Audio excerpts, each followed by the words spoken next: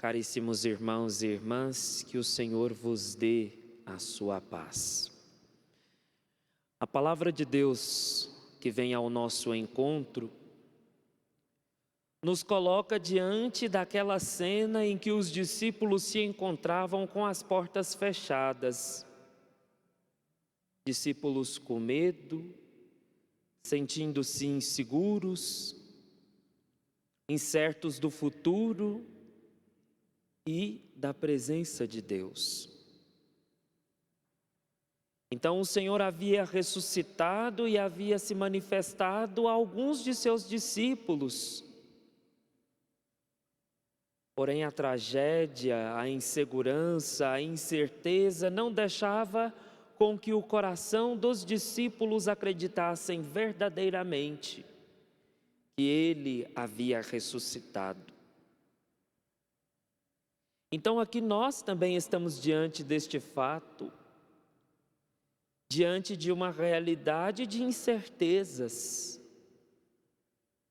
Parece que o tempo que nós estamos vivendo é um tempo propício para nos deixar com dúvida, inseguros, cheios de medo. Mas é neste tempo que a graça de Deus vem ao nosso encontro. É neste tempo que o Senhor se manifesta e deseja ao nosso coração cheio de medo a paz. E o que Ele diz? Esta é a minha paz. A paz que eu vos dou, não como o mundo prega. Se nós olharmos o que tem chegado a nós, quando a gente diz que a gente precisa de paz, é aquilo que não nos compromete. É a paz que nos faz fugir, a paz que nos faz sair da realidade. E se nós não tivermos em paz, quando nós voltarmos, as coisas continuam do mesmo jeito. Por isso que a paz, ela precisa vir de dentro. E aí quando o Senhor deseja a paz, Ele faz um convite a nós, para recebermos e para anunciarmos esta paz. E quando nós vamos anunciar? Quando tudo está bem? Não.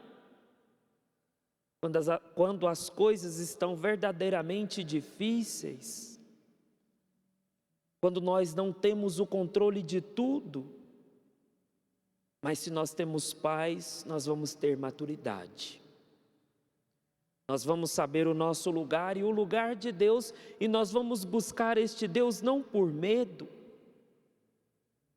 mas porque verdadeiramente queremos estar unidos a Ele. Como vemos esta alegria e este desejo do Filho e o Pai estarem juntos. Daí quando nós ouvimos o testemunho de Paulo na primeira leitura, Paulo que colocou-se a anunciar, bem sabemos porque temos visto como era a vida de Paulo e agora como tem sido a sua vida, é aquele que foi atraído por Deus, guiado por Cristo e motivado pelo Espírito Santo, a partir do seu testemunho, a gerar novas vidas, novas comunidades. E agora Paulo é apedrejado e faz-se de morto, para não ser morto de fato, para continuar o anúncio.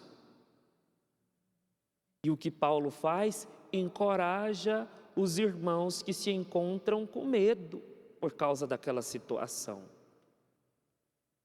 E aí é um coração que tem paz, é um coração que tem confiança, é um coração que sabe quem foi que te enviou. Então, mesmo passando a tribulação, a dificuldade, permanece firme no propósito a Ele confiado. Então, olhando para Paulo, nós também precisamos sentir esta paz. Nós precisamos ser cheios desta confiança. E vendo Jesus dizendo que vai voltar para o Pai, assim também deve ser o nosso coração. Aquele que cumpre a sua missão tem o desejo de voltar para aquele que ama.